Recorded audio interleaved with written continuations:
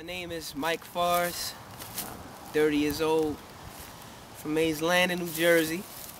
My group name, my label name is Chosen Vessel Records. My stage name is Rhymescenic. Basically what that means is, God gives me flows, gives me all type of rhymes, but he gives them to me in a way where I can give people a visual of what he's trying to say through me. My band's name is Parable Music, AKA PM.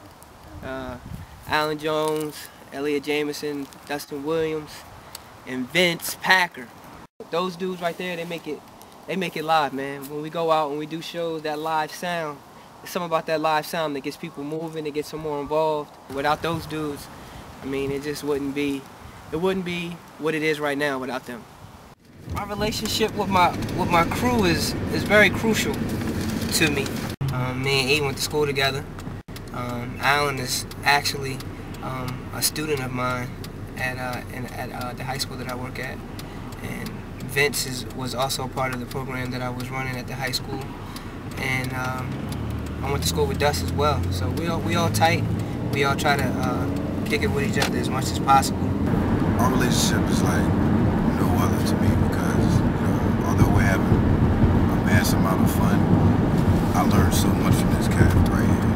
He's just the ultimate mentor. So every experience with him is just like a life lesson. So I'm happy that God has used me to bring Alan in to work on his gift, because I'm pretty sure, matter of fact, I'm positive that in due time, this guy right here is going to be nationwide. He's going to be all over the place. Like these cats are, like Mike said, we know each other. We went to school together, and we just like to laugh and have fun and just be us. I'm a firm believer of this. I believe that whatever you listening to, it's doing one or two things. It's either uplifting your spirit or it's killing it. For me to sit here and say that I don't listen to secular music, I'd be lying. Just to keep it real, I was raised on listening to Anita Baker, Freddie Jackson, Sade, and all that kind of stuff. So those like old school, like the Whispers and anything like that, like those old school type songs, like I still listen to, because those songs to me have meaning to them. I love secular music. I'm a musician. I play it. I play church music too.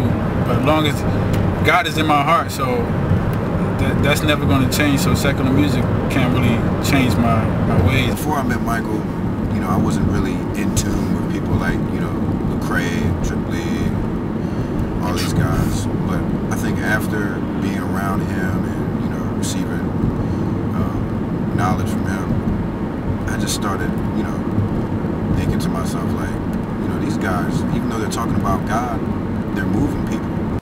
I mean, what makes me different from any other artist to me is I don't compromise, and that's one of the reasons why I started my own labels, because I never wanted to have strings attached to me.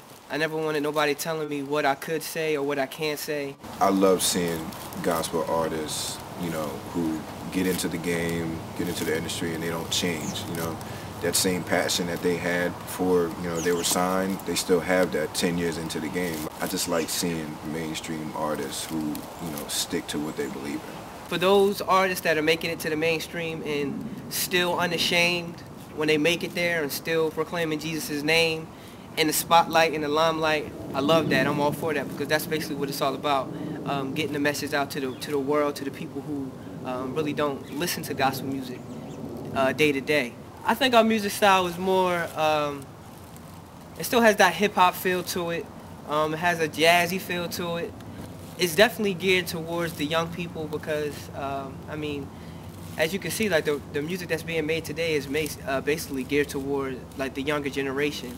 Church music nowadays, like, it's slow, and you gotta have that good beat for the kids to stay in the church. You know what I mean? Definitely. So you definitely can get them up and get them moving with that beat, but then the main piece is coming forth with the message that's going to make them listen. I don't want to sound like crazy, but I really don't hang out with a lot of people.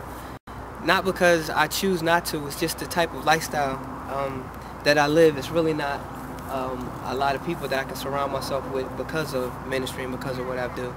Being a family man and being an artist, bringing those two together is really not hard for me. My wife is great support when it comes to what I do and what God has called me to do. It's definitely very important to have support from your wife, and I do have that support from my wife. And when I do go out, she's usually with me all the time, her and my son. So there's really no separation. As a wife, when your husband is in ministry, you gotta understand the call and know that it's higher than you and it's higher than family. God comes first. So that call that he put on his life, he has to answer. So me, as his wife, I have to be supportive of that.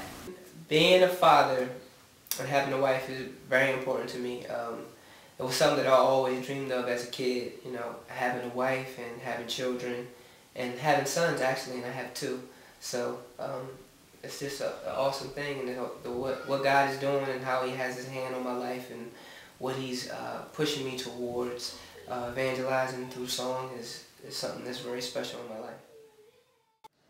I guess like before I knew God and before I knew who Christ was, the guys I hung out with in high school, mainly my boy Jamar, he was a rapper and he would do these freestyles at like all the parties and stuff we used to go to and just attract such a crowd, and it was just so hot. So it was him who wanted me. Well, he didn't really want me to, but like after I seen him do it, I just tried to do it. And I just wasn't that good though. I was kind of corny actually. But then after I got saved and I realized that was where I was supposed to be with that gift. So that's how it all came along. I was actually rapping before, and I just didn't feel right. I felt like I was being fake, just saying stuff that really didn't mean anything, just to try to get heard. And after I got saved, I realized that was my true calling from God, and I had to speak what he wanted me to speak on. Mic check, let me see if this thing on. Send the truth through the sky like we airborne. Your boy in the world, never will I conform. I'm from a different breed, reason why the curtain tore.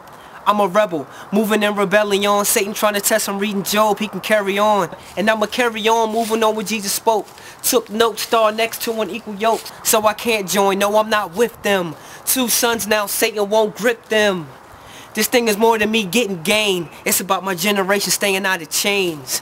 And your boy never been the same. Ever since Jesus came with the name change. Used to call me arrogant, had a puff chest. Suicide killed that, had to confess. Romans 8:13 keeps me on my grind. Die to the world daily, hammer time. Can't touch this, belong to the Most High. I've been enlightened, call me a wise guy. Yeah, so the world can't have me back. I'm on the new things, I was on the clearance rack. I'm fresh, got my Jesus tag on me like hat size stickers on the fitted of your homie. They don't know me, your boy ain't concerned with that.